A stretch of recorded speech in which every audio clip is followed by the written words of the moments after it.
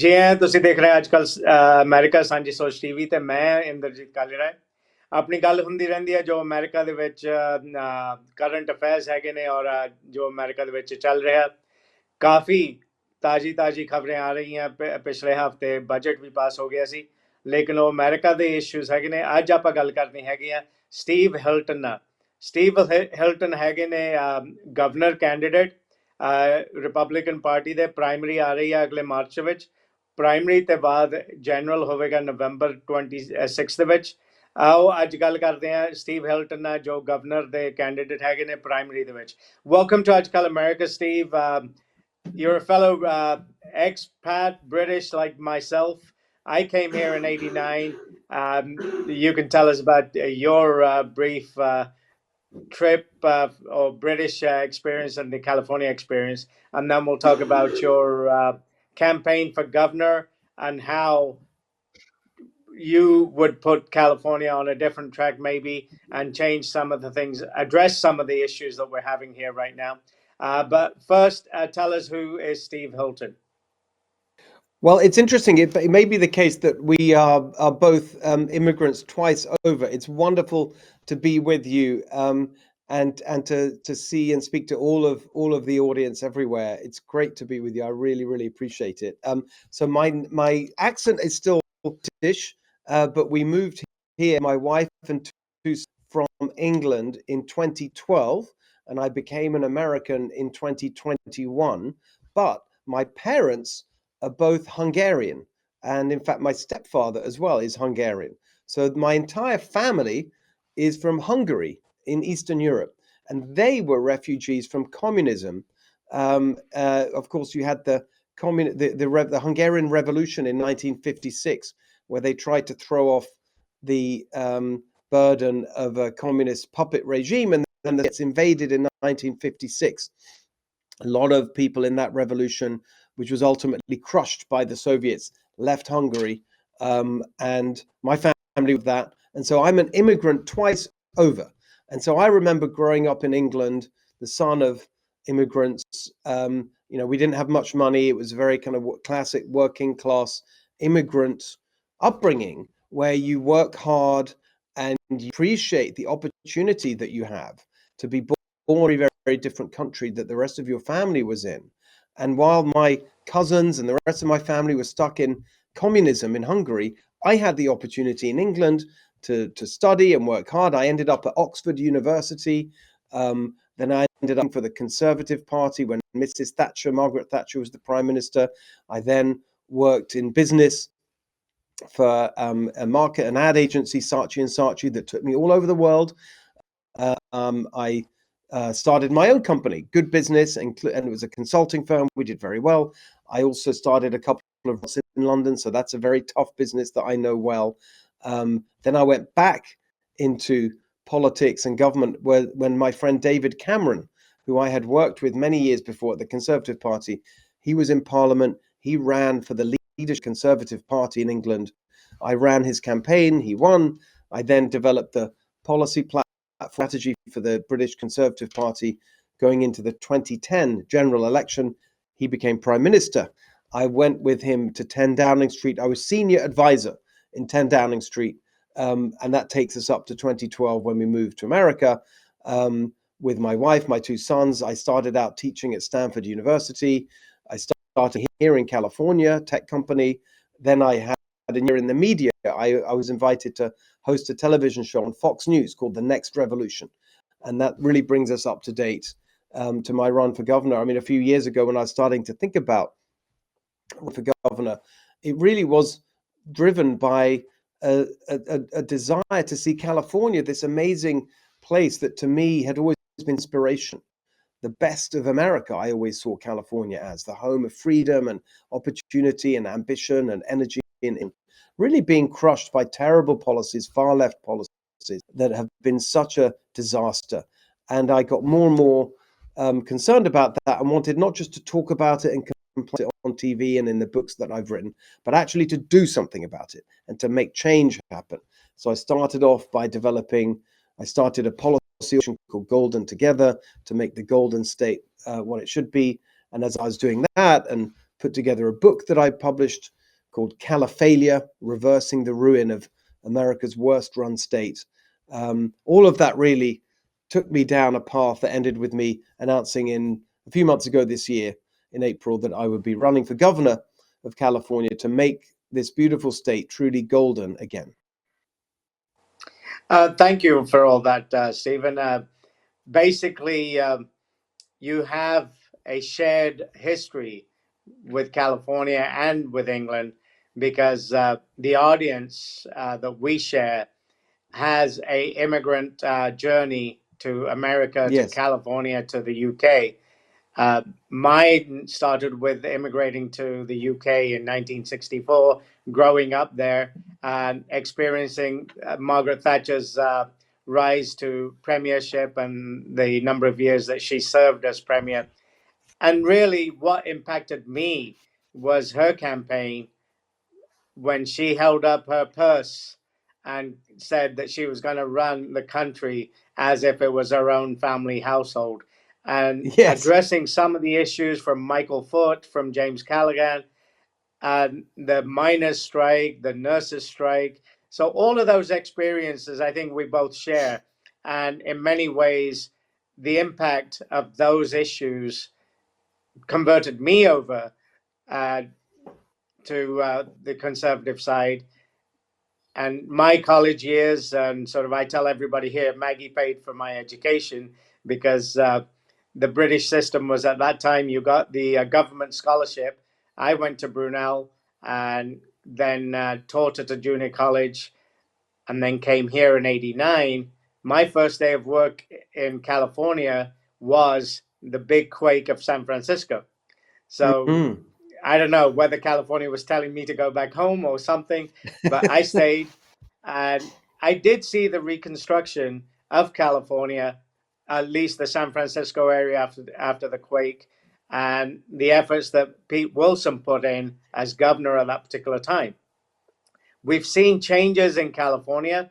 Gray Davis came in and he made a promise that sort of the CEO should not get a pay raise without the employees getting a pay raise. And then immediately we find out the governor's getting a 25% pay raise and the California state employees are being told there's no budget. Those issues, then we ended up with the power crisis that actually brought Arnold Schwarzenegger in.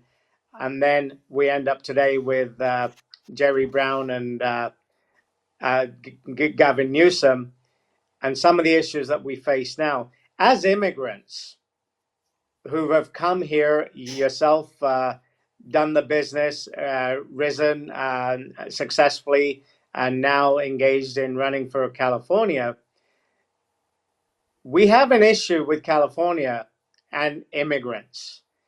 I classify that as two categories. One, I believe at least the two of us came over the proper channels. We applied, we came over, we settled, we applied for citizenship, and now we voluntarily have gone through this process and we've been vetted. There's another side to this, which is the southern border issue, which we've had over the last many years. From an immigrant perspective, many people that I speak with, they agree with immigration. Many Americans agree and accept that we need immigration. NASA, the medical field, engineering, Microsoft, Oracle, all of these companies have vested immigrant skill sets in them. Technology, medical, lots of research has happened. Yes. The fiber that we use for our internet, it was actually an Indian physicist who invented and is known as the father of the internet. So immigrants have a big base in the nation, its development, and its economic success. However, we're currently addressing this concept of illegal immigrants, where what most of us have experienced. There's a lot of immigrants who've come over not vetted. We are concerned that there may be lone cells, terrorist cells that have come through unvetted. We're seeing the criminal element that currently has been arrested and being deported. On the other side, we have this battle from our mayor in Los Angeles, our governor in California, trying to stop the arrests of illegal criminal element of immigrants. As governor, I totally agree that for the next 18 months, there's very little that Steve Hilton can do other than campaign. But come January 27, how could you help address the immigrant crisis, the illegal immigrant crisis?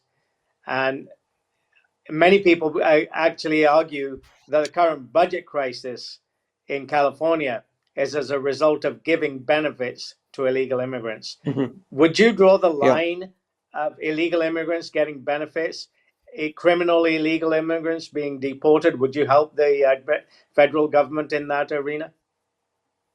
So just a couple of things I want to touch on there. One is that actually you mentioned the experience of 1970s Britain and the failure of those Labour governments, and that led to Mrs. Thatcher and her more common sense, pragmatic, business-like focus. I think that's in a very, very close parallel to where we are in California today. If you think back to those times, Britain was described as the sick man of Europe. Nothing worked properly, massive inflation, sky high taxes, the unions running everything. Everything was a disaster. The the trash was left in the streets. The dead were unburied. Disaster. And we're seeing very, very similar apocalyptic scenarios in California. I don't think it's an exaggeration to say that California is the sick man of America, the worst run state. We have the worst results on everything: highest taxes, highest rate of poverty, highest cost for housing, electricity, gas, water, you name it, the worst business climate, the unions running everything, the scenes of squalor, with homelessness out of control, all of those things. So I think it's a very, very clear parallel. Now, to specifically on the issue of immigration, I completely agree. The way you've laid it out there, and the way I is this: that I am the candidate of the legal immigrant community, and I will be for the legal immigrant community. I want to help legal immigrants who have that aspiration of climbing the ladder of opportunity and following the California dream, that simple dream of a good job where you make enough to raise your family in a home of your own, in a safe neighborhood, with a good school so your kids have a better life. That's the California dream. And I want every legal immigrant to have that. And right now, with these policies from the Democrats, that is being snatched away. And a big part of it, as you say, is because resources are being diverted from legal immigrants and the schools that they need and the healthcare that they need and all the other things towards people who shouldn't be here, who broke the law to get here often many times over, because they're not just illegal immigrants, but immigrant criminals on top of the breaking of the law that is inherent in the description of illegal immigrant. The active word is illegal. You break the law. And so a couple of things. First of all, I'm a great believer in decentralizing power. I think that the in America is much too centralized. Way too much is being done from Washington on many, many areas of policy, just as I believed that with the EU in England. That's why I was in favor of Brexit and campaigned for Brexit in 2016. So I think many things that are currently done by the federal government should be done by state and local government, whether that's welfare and housing, urban development, all these things have no business being done in Washington. But immigration is a federal responsibility because it's in one nation and it's one country and you have one US citizenship, and that's the way the system works. And so the enforcement of our immigration laws is the responsibility of the federal government. Let's start with that. Now, what you've seen with this Trump administration is the first part of that being highly successfully by effectively closing the border. They have stopped the absolutely uncontrolled flow of illegal immigrants into the United States. I mean, the estimates are that during the Biden open border period with Kamala Harris as vice president, you had about 20 million people or more. No one knows for sure. Illegal immigrants, a huge, huge number that has had a disproportionate effect on us here in California because it's a big destination for illegal immigration because of the land border we have with Mexico path north through Central America, and not just people from Latin America and Central America, but from all over the world. And so you've got the first part of the problem being dealt with by the Trump administration. At least that's good. The border's now secure. Then you have the issue of people who are here illegally. And again, that is a federal matter. ICE stands for Immigration and Customs Enforcement. That is the responsibility of the federal government. Now, what you've got going on right now in California is active hostility between state and local government and ICE in doing their job. That's why you have these scenes in Los Angeles and elsewhere, where you've got raids and aggressive scenes being hyped up in the media and by activists, because the local law enforcement won't with ICE. If you had cooperation, you wouldn't have those kinds of the need for those kinds of operations. As Tom Homan, the border czar, has always made clear that if you have cooperation, you don't need that kind of enforcement activity. And so if you actually work with federal authorities to enforce law, that makes the whole process smoother and better for everyone, including legal immigrant communities. Because as Tom Homan points out, what happens when you don't get cooperation with federal law enforcement and immigration enforcement? That's when they have to go into communities to find people who have been through a process. They've been given deportation orders. It's not just that they broke the law, they've actually had due process. They've been said, you got to leave the country. That's the people that ICE is going after. And these are the people that President Obama, on a much bigger scale than Trump has ever done. But of course, now you have these sanctuary laws. California's sanctuary law was passed in 2017. And so they hide behind that. State and local officials, politicians, whether that's Gavin Newsom, the governor, Karen Bass, the mayor of LA, county boards of supervisors, San Diego, whatever, they all hide behind it's Senate Bill 54, passed in the state legislature in California, signed by the former Governor Jerry Brown in 2017. And they say, well, our hands are tied. Nothing we can do. That is not true. There's actually, within the sanctuary state law that California passed, there is, I've read the language in the bill, in the act now, that's the law, is there is, that's the word, discretion for local law enforcement, state law enforcement to work with federal immigration enforcement, where you have people who have been asked to leave the country, illegal immigrants who have been convicted within the last 50 of crimes.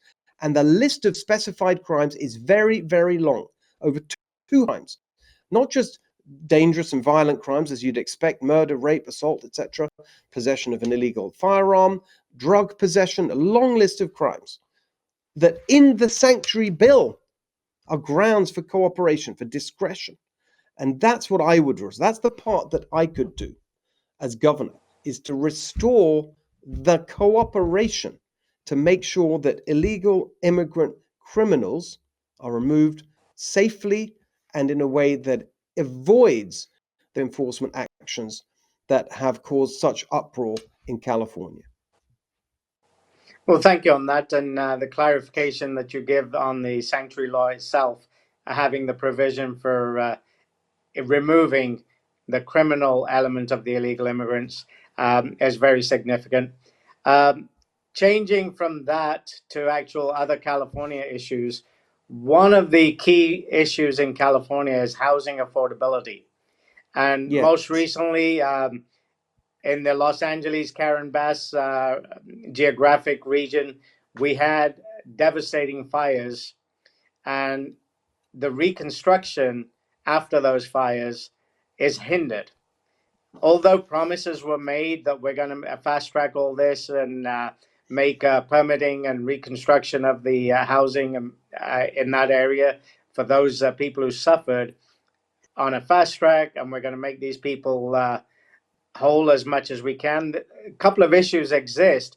One is the insurance industry.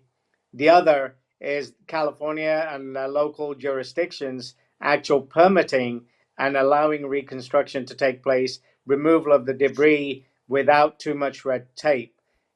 As governor, could you and would you make significant changes to California's housing crisis by allowing fast track construction of homes?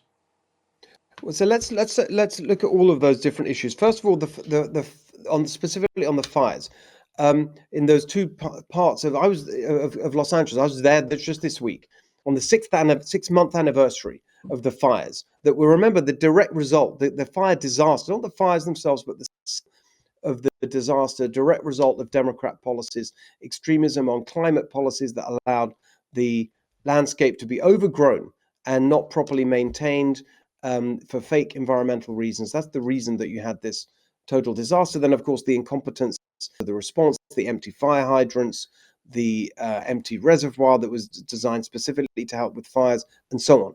So that's the reason got that. And the reason that we still have had such little progress 6 months on is the same combination of extremism and incompetence. The extremism comes in because of their agenda, which is to say they don't want people to live in single family homes. That is one of the main reasons we got a problem in California with housing, is that the dream of a single family home for people who aspire to home ownership, it is something that is strongly opposed by the climate fanatics who say you can't live in single family homes. That's the suburb. It's sprawl, means you're going to be driving more. We want everyone to live in apartment buildings above public transit, drive cars, and so on. So that's what's driving a lot of this stuff. Then you have the incompetence where they promised, like 6 months ago, Gavin Newsom, the governor, promised a Marshall Plan. He said that we'd clear debris and so on.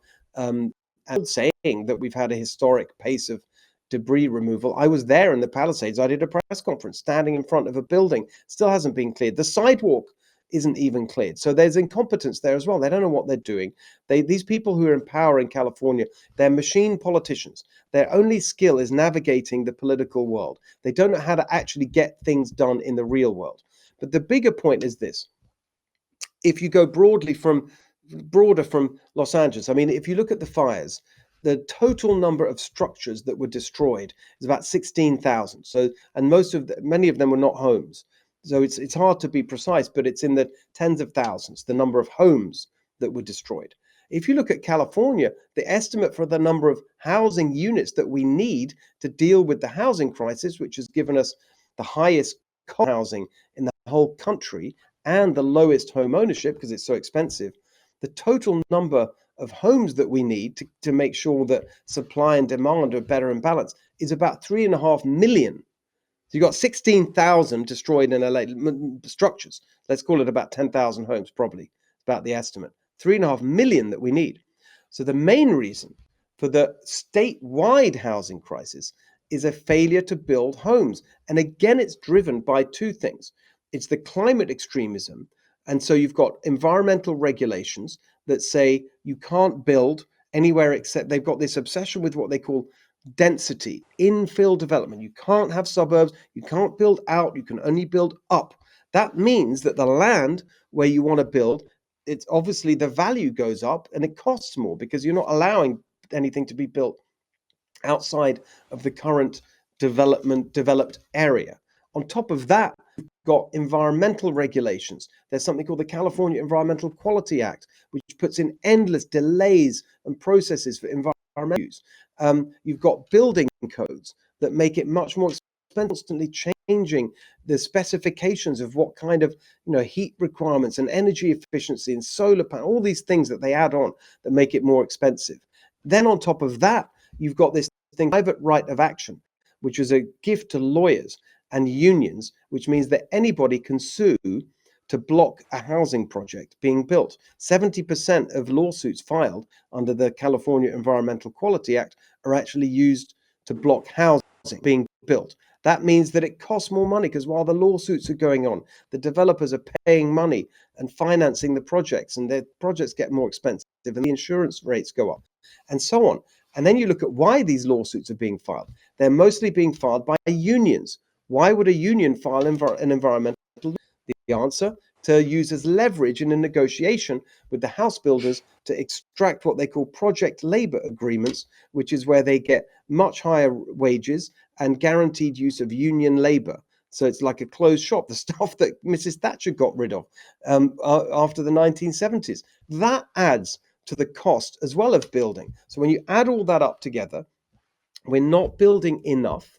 And what we are building costs 4 or 5 times as much as it does to build the exact same floor plan as it would in a neighboring state. We have a housing crisis. And so the question is, what would you do about it? Yes, all of those things I would attack, because as the governor, you control the executive branch, you control the agencies that are pushing out these ridiculous, extreme environmental regulations. You can stop all that. You can get rid of this private right of action so that you stop the lawsuits, and you can take on the unions who are making housing more expensive, because I'm not funded by the unions, unlike the Democrat politicians who are. And so there's a lot of work to do to deal with our housing crisis. It's not going to be solved overnight, but the basic component of it is to simplify regulations and get rid of this mindset of scarcity, where you're only allowed to build in a certain area because you think it's all about climate, but actually it's not. It makes it worse because you're pushing up the cost for people, and people are leaving this because housing is so expensive. It's the number one reason people are leaving California. So in many ways, it's a foundational issue, and the first one that I will really start to attack. Well, thank you. And most of all those things, the actual cause of the disease of the housing crisis, and yes, they need to be addressed. And a lot of that is the environmental cases. On the other side, we have corporations leaving California. We have gas prices, but let's address those after a short break. We're going to take a little break, and we'll be back, and we'll do those two. Primary March 26, election general Hagia November 26. Welcome back, Steve. We've talked about the housing, we've talked about illegal immigration, some of the key issues that are impacting California communities across the whole state.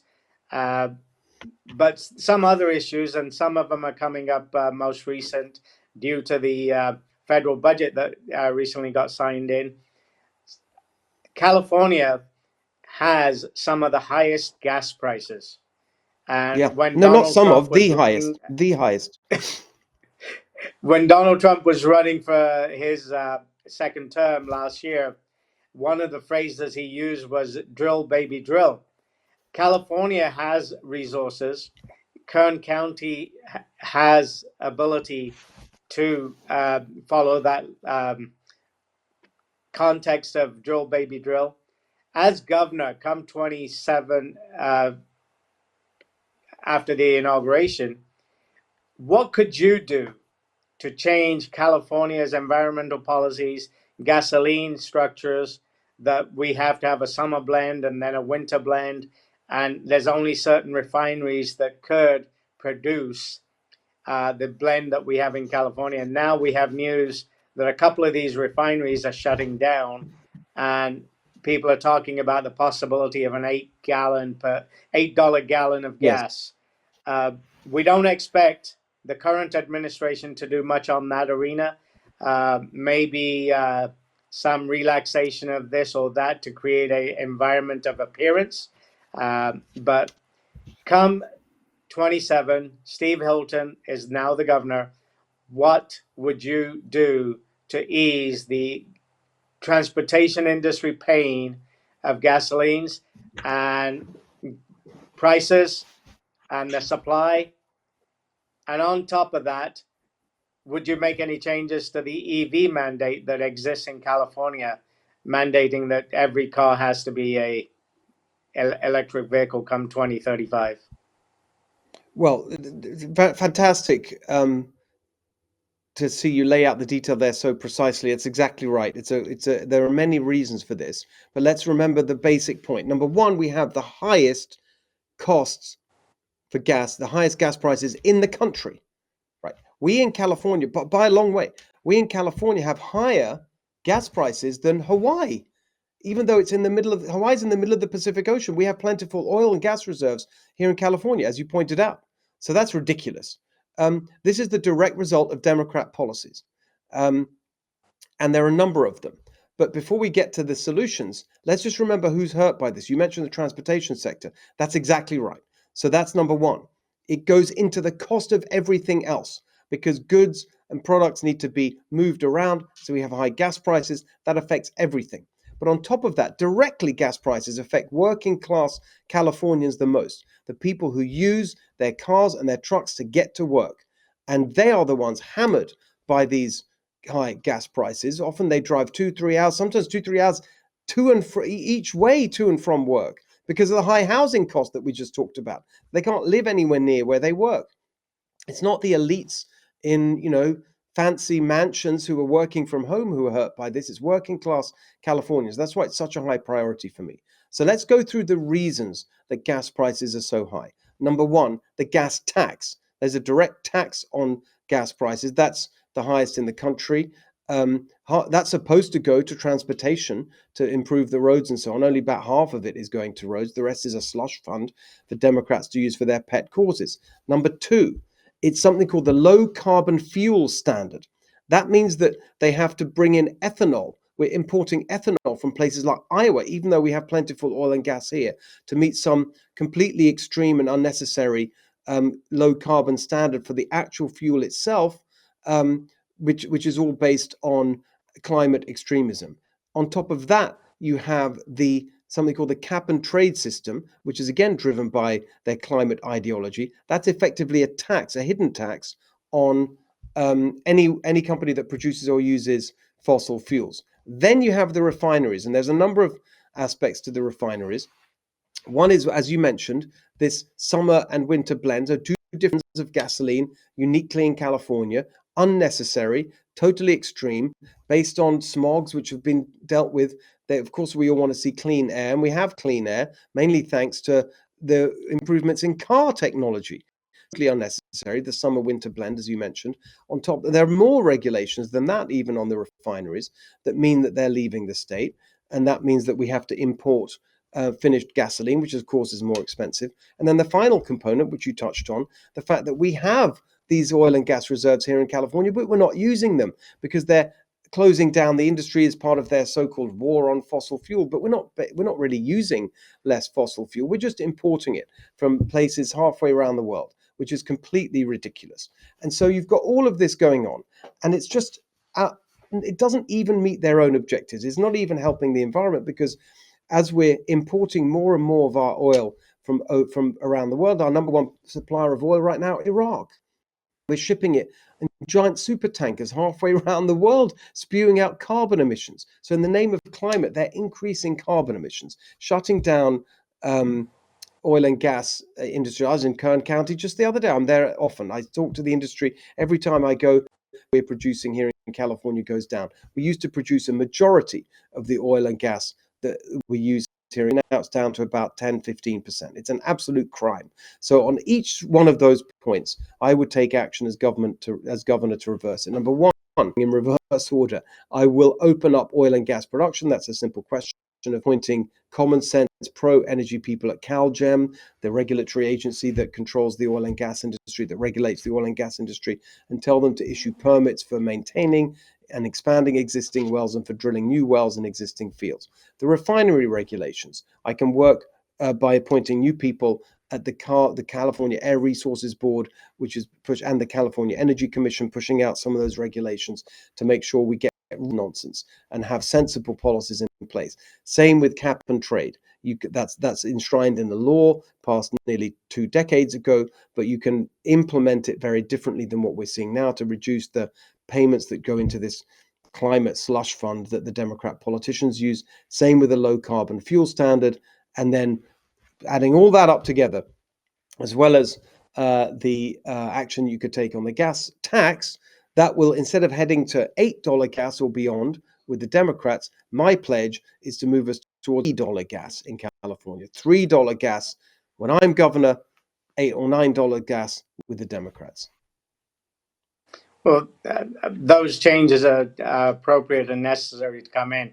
because logically, California having these gasoline policies at a very small phase. If you're driving in from any of the other states that don't have the same environmental regulations as California does, we're still burning a small portion of gas, diesel, that we buy in out of California when we drive into California. But the other side of it is the air that we share with the rest of the nation is not a bubble over California where our air is going to be cleaner just because we have these environmental policies. But it's not an issue When anyway. we I mean, have fires you're in right. That's a Canada, very good we have point. that smoke No, no, come no. all over.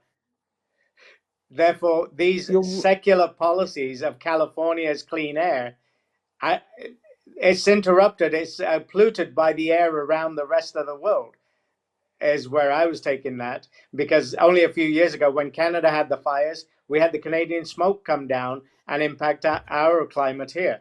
So some of these policies, although appear to create a bubble effect over California and our policies, they actually are impacted by the rest of the world. So we don't have a bubble of clean air just over us.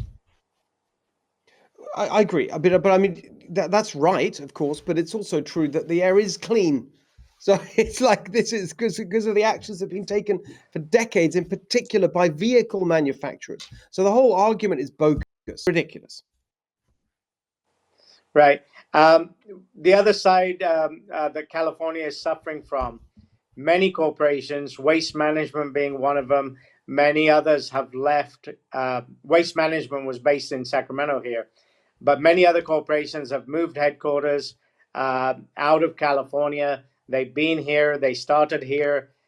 Some of the big technology companies have just decided to shift. Many have gone to Texas.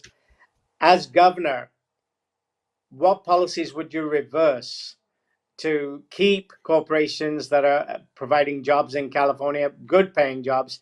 Because Well, we have when to end somebody the. like Waste Management leaves, their executives go with them, and those are the better paying jobs.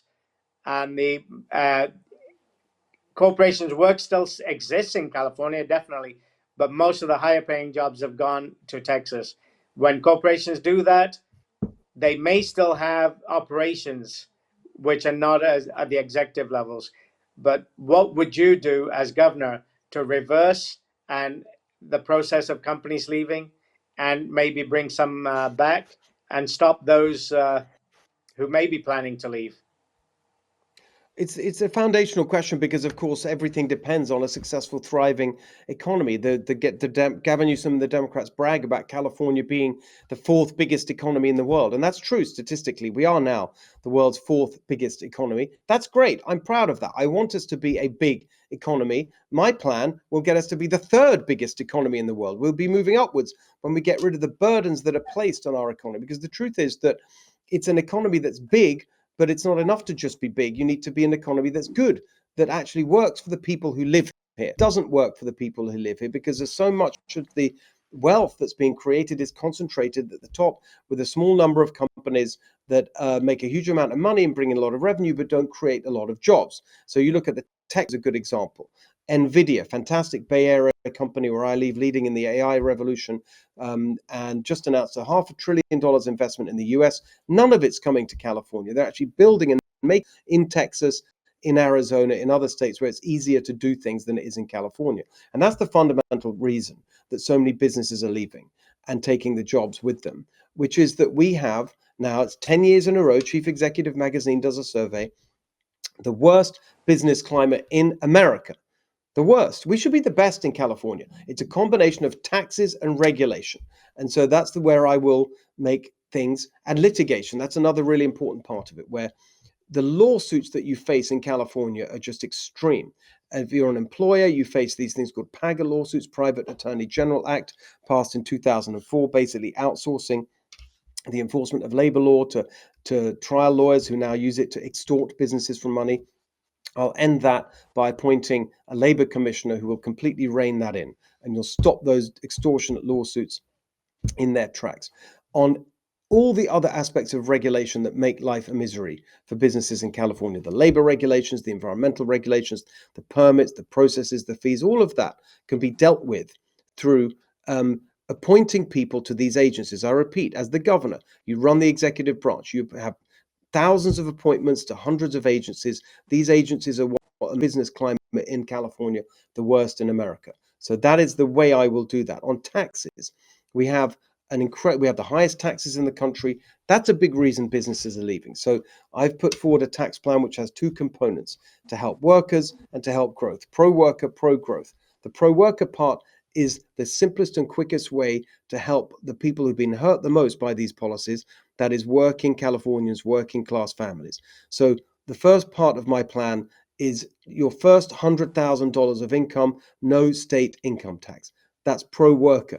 The second part of my plan, pro growth, above $100,000, instead of the high and complex rates of tax we have now, one simple flat rate of 7.5%. Lower, simpler taxes. That is the best way we can keep businesses here and attract new ones to come here to make this beautiful state what it should be. The best place in America to start and raise a family, the best place in America to start and run and grow a business. That's what I want to get us to being when I'm the governor. That's what I mean when I talk about making California golden again. I'm Totally really agree on sorry. those, and I'm out of time. I'm afraid I have to that's okay. We're to the end leave of it this there. anyway. We can carry on other discussion to later point. Appreciate your time for Yes. now, and wish you all the best in the primaries. Look forward to talking to you again, and all the best. We'll send the link for this session that we just had over to the team, and we'll be sharing it over globally. So thank you for your opportunity. Discussion briefly, if you want to give your website, contact your campaign, and all that stuff. Thank you very much. It was a great pleasure to be with you. I really appreciate the opportunity to talk to everyone. Look forward to coming back. If you want to get involved in the campaign, please do so. SteveHiltonForGovernor.com. Steve Hilton for Governor, FOR. SteveHiltonForGovernor.com. Follow me on social media at Steve Hilton X. See you very soon. Thank you. Thank you, Steve. All the best, and I look forward to talking to you again. We'll cover Thank you very education, much. which was the Appreciate it. next piece. I know. I'm so sorry. I just have to get to the next thing, but No, I no, do no. appreciate it. You're a And busy guy. let's talk We're soon. good. We'll save that for another time. Thank you. Wonderful. All the Thank best you to you. so much. Bye.